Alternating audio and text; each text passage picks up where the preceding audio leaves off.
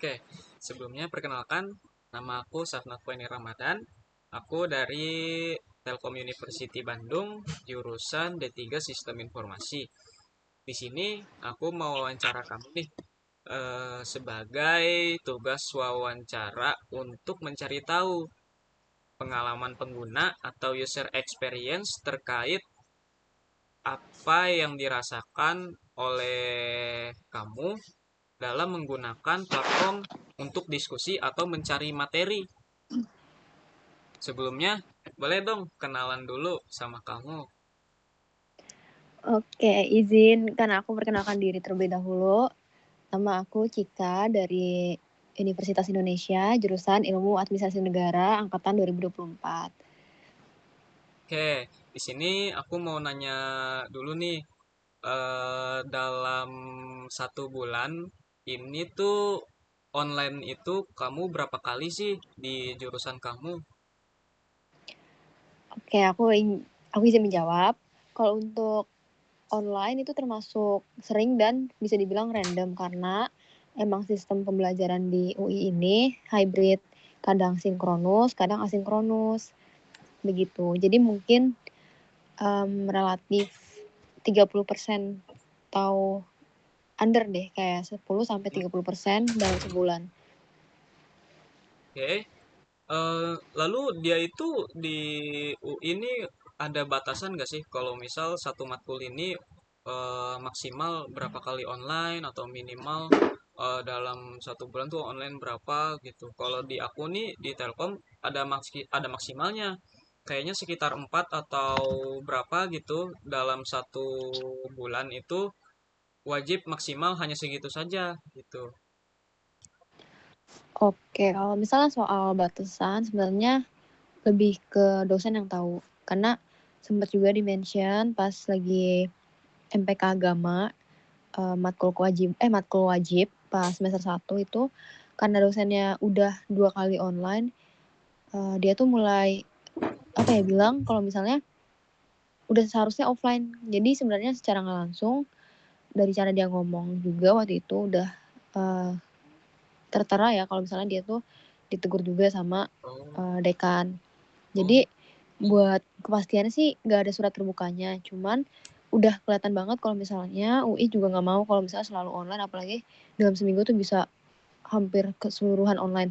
hmm, Bahkan untuk puasa ini aja nggak ada yang disengaja kayak mulai tanggal segini sampai segini online, enggak. Jadi oh, bener-bener UI itu hybrid ya hybrid aja, terus, oke. emang apa ya, academic pressure-nya emang tingginya tuh karena kondisi ya kita yang atur, bukan Hmm, kondisi kewajiban dari peraturan lain gitu. oke. Jadinya, eee, apa ya, kesimpulannya sih intinya nggak diketahui banget secara tersurat ya, tapi kalau tersiratnya kelihatan banget kalau misalnya emang nggak dibolehin selalu online, begitu. Lalu karena beberapa kali itu lebih kayak 30% ya, 30% online itu ada kesulitan nggak sih dalam memahami apa materi? Karena kan bisa dibilang kalau misal online lebih kerasa satu arah aja kayak dari bapak atau ibunya saja yang menerangkan sedangkan kita tuh pas di Zoom seolah nggak ada gitu karena suaranya juga senyap banget cuma dia aja gitu. Oke, aku izin menjawab, tadi ralat ya 10-30% Mm, dalam sebulan, itu juga relatif. Buat pertanyaan jelas apa enggaknya tuh sebenarnya bisa dibilang jelas, dari pencerahan dosennya juga oke banget. Terus untuk 2 arah itu biasanya tergantung dari waktu sih, kalau misalnya online-nya pagi itu masih fresh gitu. Cuman kalau siang apalagi habis mobilisasi pulang, itu apa ya, rasanya tuh ngantuk dan bahkan bukan aku aja yang ngerasa kayak gitu. Kayak bahkan mostly dari teman-teman aku tuh udah bener-bener gak ada semangat untuk bisa 2 arah lagi gitu. Jadi kayak bener-bener satu arah. Nah itu yang pertama dipengaruhi sama, faktor faktor waktu sih jatuhnya, karena kan ya. mobilisasi pulang tuh kayak beda sejam doang gitu kelasnya. Terus yang kedua sebenarnya dari jaringan, kadang bikin males karena jaringan yang nggak, apa ya, nggak mendukung lah. Tapi kalau misalnya soal kejelasan, dari dosen sih jelas ya, Ya. dan emang kalau di sini untuk pertanyaan itu nggak harus dari Zoom, karena dari email, dari WhatsApp, dari Zoom itu sendiri pasti diizinin kok buat nanya, begitu. Oke,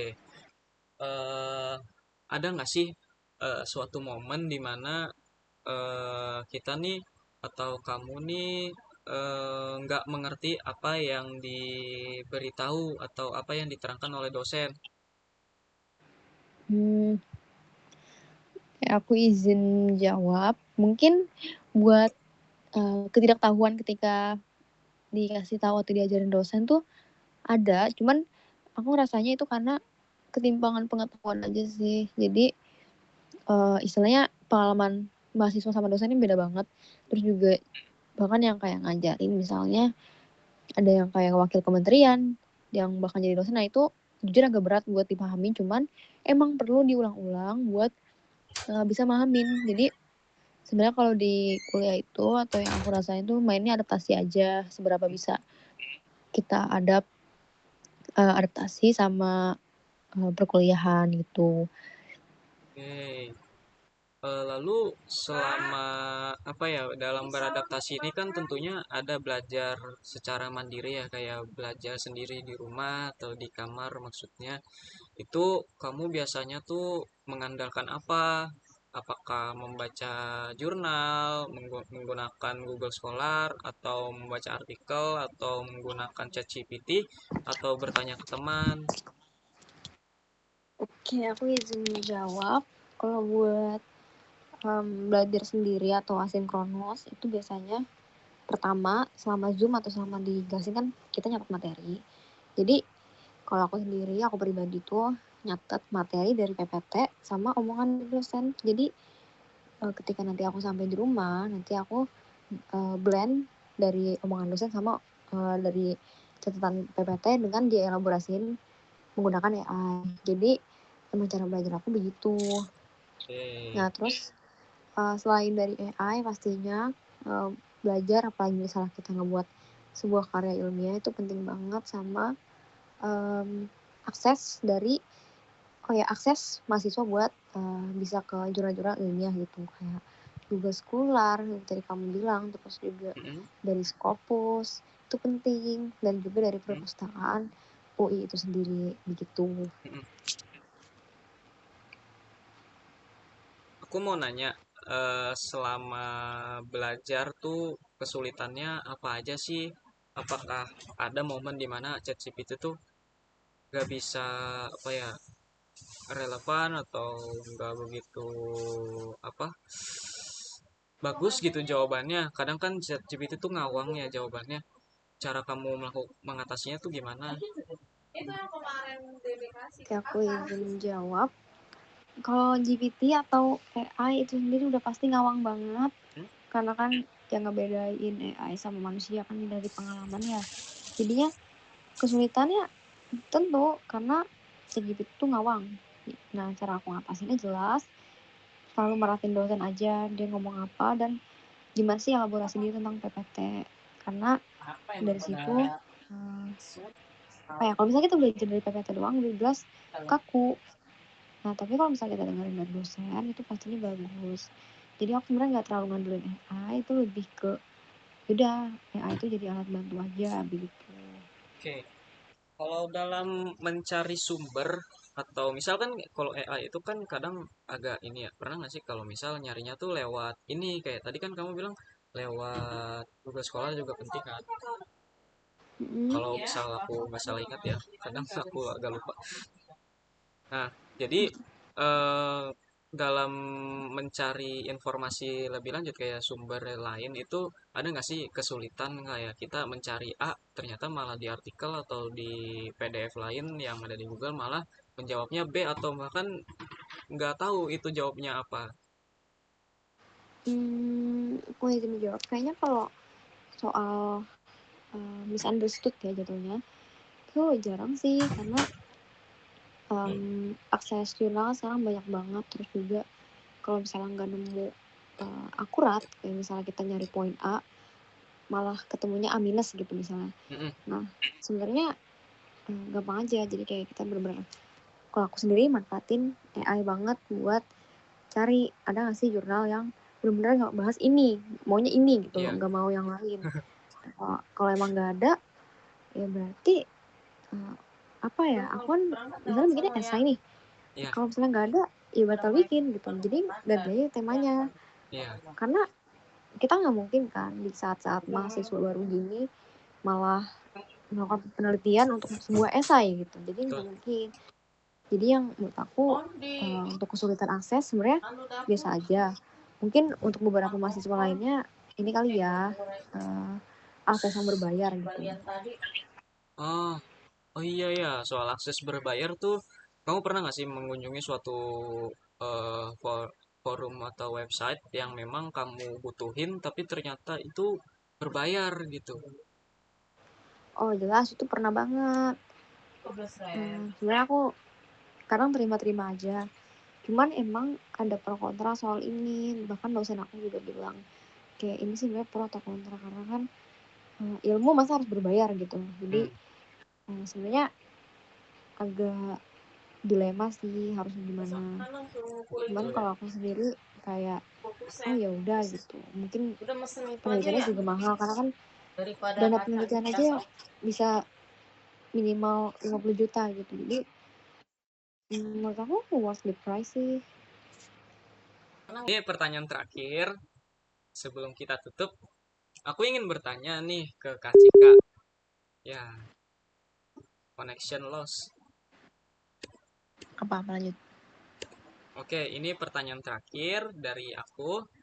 Sebelum kita akhiri sesi wawancara ini, aku ingin bertanya, Kak Cika ini pernah ngebayangin gak sih kalau semisal Kak Cika ini pengen upgrading skill seperti hal-hal yang di luar matkul seperti apa ya, public speaking atau gambar dan animasi itu kan hmm, terlalu banyak sumber yang apa ya, dia tuh terpecah-pecah istilahnya.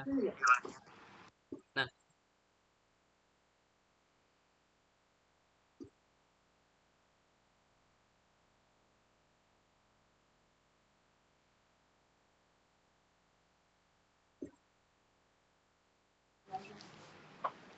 Oke, boleh lanjutkan. nah, jadi kayak di dalam forum ini, di dalam website ini dia tuh berisi segudang banyak ruang atau kelas yang isinya itu banyak hal yang ingin kita cari gitu. Misal kayak kamu ingin mencari cara untuk public speaking dan di situ gratis gitu. Lebih dominan gratis meskipun ada memang yang berbayar jika memang ingin. Tapi diutamakan memang diprioritaskan itu gratis dan di dalamnya itu berisi materi-materi lengkap beserta video sekaligus ruang diskusi antara orang-orang yang memiliki minat berdasarkan kategori yang sama. Itu menurut kamu tuh gimana sih rasanya kalau semisal memang ada website yang seperti itu? Oke, aku izin menjawab. Pastinya sebagai mahasiswa atau sebagai orang yang suka banget belajar, pasti seneng banget kalau misalnya ada website atau aplikasi yang memfasilitasi hal itu. Karena juga nggak semua orang punya privilege untuk bisa ikut soft skill atau hard skill training ya kan. Ya, Karena biasanya mereka ya udah sekolah formal aja, nggak sekolah atau mendapatkan pendidikan yang non formal.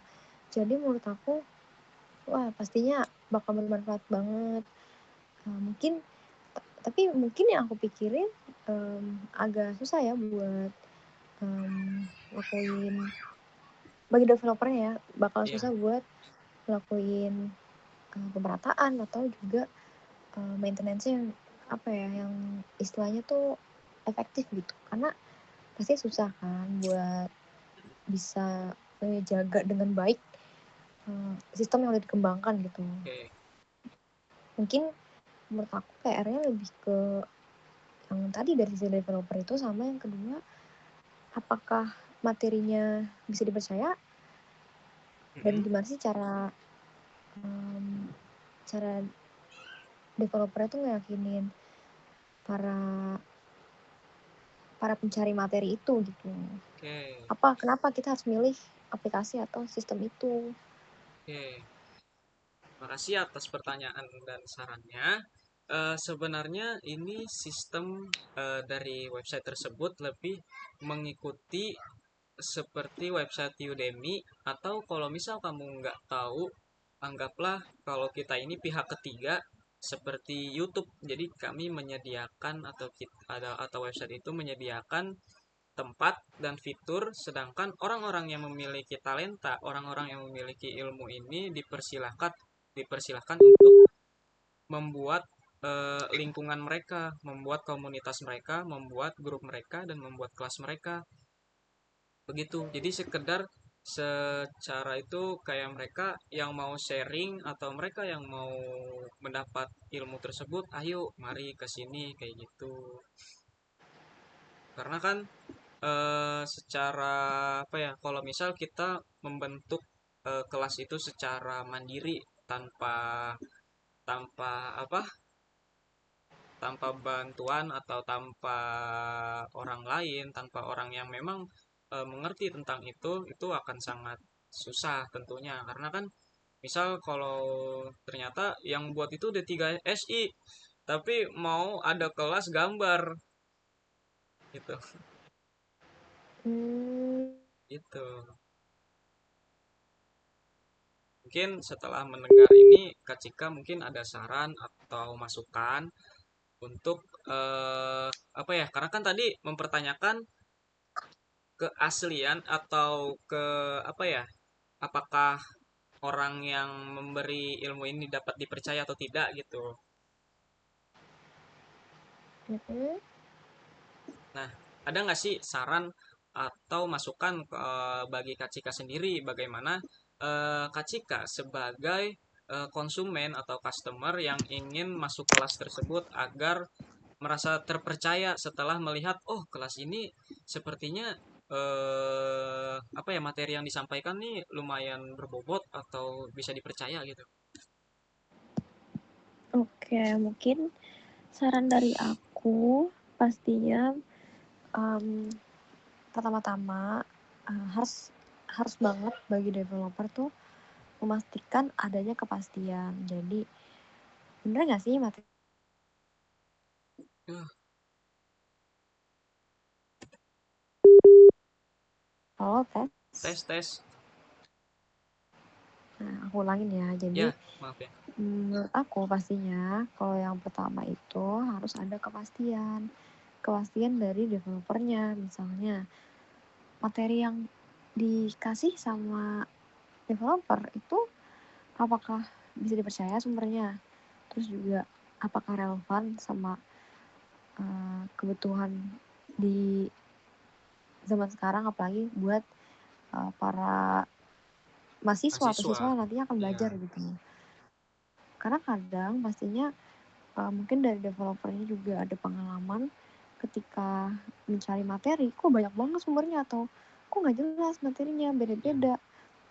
Nah mungkin menurut aku developer bisa mastiin satu aja gitu yang benar-benar uh, terpercaya biar efektif, nggak banyak iya. sumber, nggak kayak istilahnya kalau misalnya terlalu banyak sumber atau misalnya kalau misalnya kita um, mungkin kita bahas sistem ya, kalau misalnya di Iya. sistem entah organisasi misalnya terlalu banyak ketua tuh malah bikin pusing karena arahannya banyak.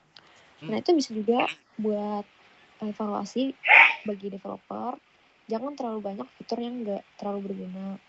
ya. Karena ini kan untuk belajar mungkin bisa dibikin konsepnya yang istilahnya membawa hawa sejuk untuk bisa belajar gitu. Hmm, Jangan kelihatannya kayak rumit banget, kayak di sini harus ada ini, di sisi kiri ada ini, kita harus penuhin ini itu, jadi kurang nyaman. Nah itu kalau itu sih menurut aku, oke. tapi tentu buat kedepannya perlu berbagi survei dari berbagai pihak juga, nggak bisa dari aku doang. Mungkin dari aku bisa jadi pertimbangan. Gitu sih Oke. dari aku sejauh ini. Terima kasih Kak Cika atas saran dan masukannya, dan sekedar apa ya? Tambahan, aku ada kepikiran kalau apa ya, kan nanti itu grupnya itu atau kelasnya itu dibentuk secara mandiri oleh orang yang ingin membentuknya gitu. Jadi kayak semacam YouTuber gitu kalau mau bikin channel kan pasti dia bikin video sendiri kan. Nah, kayak gitu. Jadi kalau semisal nih kita mensyaratkan orang yang ingin atau menambahkan sebuah fitur atau kolom yang dimana orang yang mengunjungi grup atau kelas tersebut dapat melihat CV atau apa namanya eh, sertifikat orang yang membuat materi tersebut dan serta rating atau bintang itu menurut Kak Cika sendiri sebagai customer yang ingin join tuh atau konsumen yang ingin join tuh bagaimana? Jadi tadi pertanyaannya ini ya, kalau misalnya diminta kasih rating. Ya, kalau semisal grup tersebut ada rating dan ada sertifikasi orang yang mengisi materi tersebut. Misal apa ya, seorang programmer dia ini ingin dia ini membuat kelas program dia programming class gitu. Tapi dia tuh pas cara agar orang tertarik dengan kelas dia atau percaya dengan dia tuh dia menerbitkan atau memposting bahwa dia ini memiliki sertifikat Oracle atau sertifikat yang bisa dibilang kelas internasional. Apakah Kak Cika itu percaya atau tidak gitu? Oke, aku izin dijawab. Pastinya kalau misalnya ada sertifikat, itu aku bakal percaya banget. Apalagi tadi kamu bilang Oracle kan. Mm, Pastinya kalau misalnya tadi ya juga yang kamu sempat mention soal rating, soal kemampuan yang diterus terangin pas sebelum kita milih mentor itu mm, pastinya bakal sangat berguna. Cuman, balik lagi kalau misalnya mau ditetapkan dari awal itu harus banget matang ya, jangan sampai ada atau kayak kalian ngeluarin aplikasi atau sistem yang masih beta itu masih ya, ternyata isinya malah banyak banget ketidakpastian gitu. betul. Nah, maksudnya ketidakpastian tuh apa sih? Jadi kayak misalnya yang tadi eh, banyak mentor nih, tapi ternyata misalnya kontraknya nggak jangka panjang atau misalnya sertifikatnya lemah atau ratingnya apa berdasarkan apa ratingnya gitu. Jadi Mm, nggak jelas. Kalau bisa tuh bener-bener pasti dulu biar oke. entah nanti dari mentornya atau dari siswanya ketika ikut nggak bingung atau kayak nggak jadi trust issue karena kayak bagi kita konsumen yang paling penting kepercayaan Hmm. begitu kalau dari aku. Itu, oke. Terima kasih Kak Cika atas jawabannya dan wawancaranya selama 30 menit ini. Oh Oke, iya, terima kasih kembali ya. Semoga sukses program atau sistem kelas kitanya. oke, makasih.